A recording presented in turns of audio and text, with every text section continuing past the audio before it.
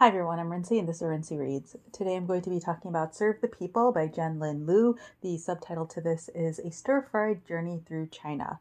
So this is a nonfiction book, and this book is broken up into three parts. Lin-Liu is a journalist and she moved to China in like the early 2000s, I believe.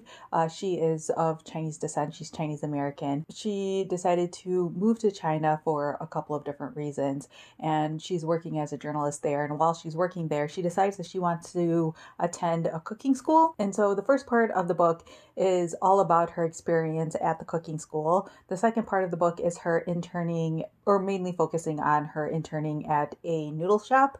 And then the third part of the book is about her working at a higher end restaurant in, I think it's Shanghai, or maybe it's Beijing. I think it's Shanghai. And she uses those experiences as kind of like a focal point, as a way to talk about food in China and restaurants in China and being a cook in China and all of those different experiences. And yeah, this was like a really fascinating read. I really enjoyed my experience reading this book, if only because like I know basically nothing about like China and Chinese culture. And so I feel like this was a really like enlightening experience for me, because there's a lot of information, especially about like just what China is like right now, that I don't really know about. I do have to say, like, before jumping into everything, that this book was written in 2008, which I definitely did not realize it till I was like halfway through the book and she was making some references and I was like, wait, how old is this book? And I like flipped to the copyright page and I realized, oh, this was published over a decade ago now. So I don't know like how the experiences that she had in here and some of the stuff that she's reflecting on in here, like how it holds up today, because like obviously 12-13 years is a long time, but this definitely does at least provide you with a glimpse, or at least a glimpse of what life was like in 2008, or like that time right between 2006 to 2008. So like know that going into it. But yeah, there's a lot of like really just fascinating things that are explored in here. She talks about, again, her experience going to cooking school and the fact that in China, it even in like the early 2000s, women generally didn't go into cooking school. It was still like very much a male dominated area. And also like that sort of role of going to cooking school and becoming a chef was basically considered like a relatively low status job. Like her sort of metaphor that she constantly uses throughout the book is that like being a chef is basically the equivalent of like in the United States becoming a mechanic, or in like I guess Western world becoming a mechanic, where it's not like you're looked down upon for taking that job, but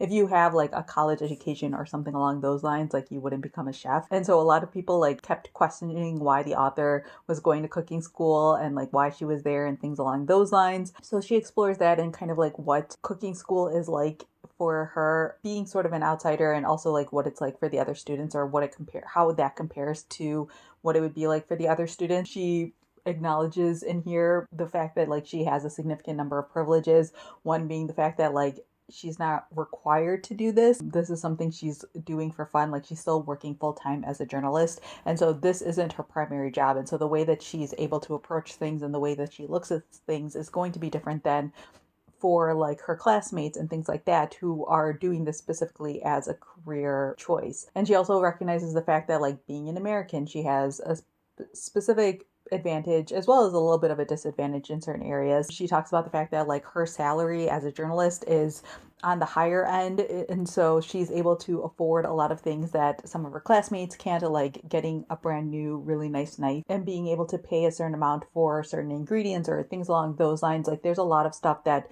she acknowledges are really privileged and really privileged positions, and I appreciate whenever people acknowledge that privilege, but obviously like know that also as a reader, like this isn't 100% authentic, but in terms of like what it's like for someone born in China to go through this experience.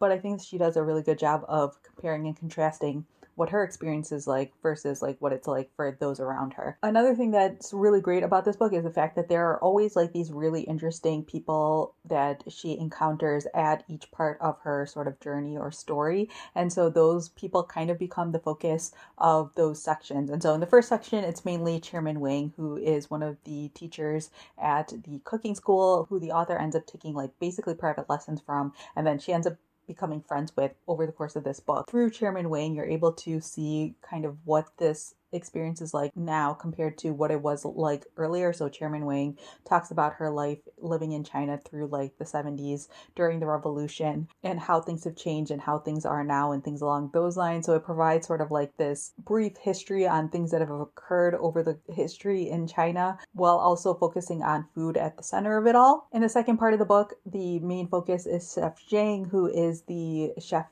that owns the noodle shop that the author works at for a period of time. And she uses him as a really great example of what it's like to be like a foreigner in these cities. And so it's really funny, like referring to them as foreigners, but it's basically people who live in like the more rural areas who come into the cities trying to start a restaurant and things along those lines, and all of the different struggles and sort of hurdles that they have to overcome while doing this. And then the final part of this book focuses on a chef who runs the high-end restaurant who is basically hoping to become like the equivalent of like a celebrity chef today, like having multiple restaurants, owning a chain of things along those lines. And so the author's able to like intern there for a little bit and kind of compare it to what it's like working at like a noodle stall or like working at like a dumpling factory or something along those lines. And then also like interspersed throughout these three sections, there's also these little one-off sections about like little, I don't want to say adventures, but sort of like excursions that she goes on. So she works at like a rice field paddy for a little bit of time and like talks to the family there about that experience, and kind of like these little spots throughout China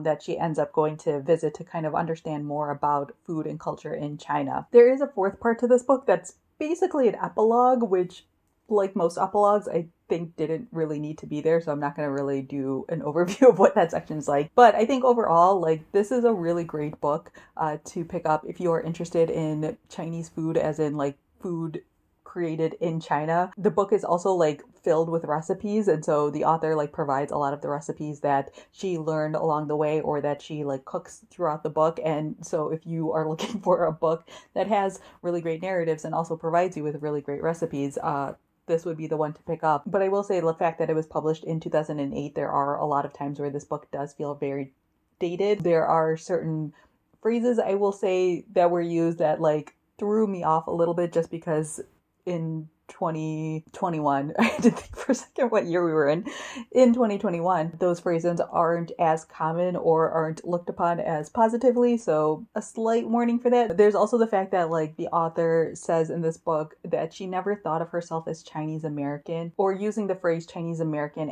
to refer to herself until she moved to China, which I think is really fascinating and something I would like to know more about, just because she said like that moniker of Chinese American never really fit before, and I feel like that's something that's completely changed now. Like the idea of like race and racial identity has become a lot stronger over the past like 12, 13 years. And so I wonder if she would have felt the same way going to China now or something along those lines, or living in the United States for a longer period of time when race became a larger conversation. And so there's like little things like that that like makes me realize that things have changed significantly, and it basically makes me want there to be an update or follow-up to this book and seeing if anything has changed compared to like what was published in this book. Or, you know, I'm sure things have changed in China and I would love to know what those changes were, but unfortunately like I don't think that exists. I don't know. I haven't really looked to see what else this author has written about. And she does talk about the fact that she works for like Time Out Beijing and things along those lines. So I'm sure those would be resources to see how things have changed. But yeah, I felt like this was a really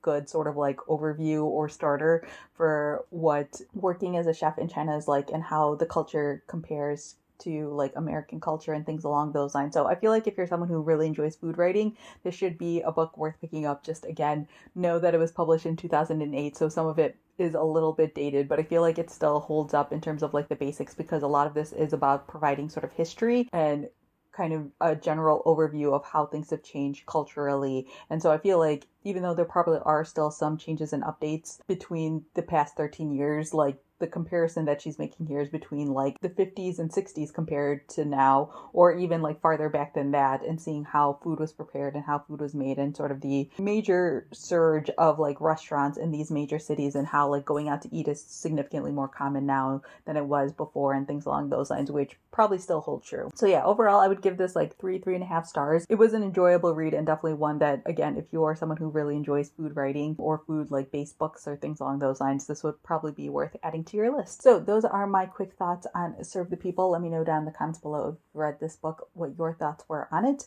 or if you have any questions, feel free to leave that down in the comment section as well. So yeah, that's all I have for now, and thanks for watching.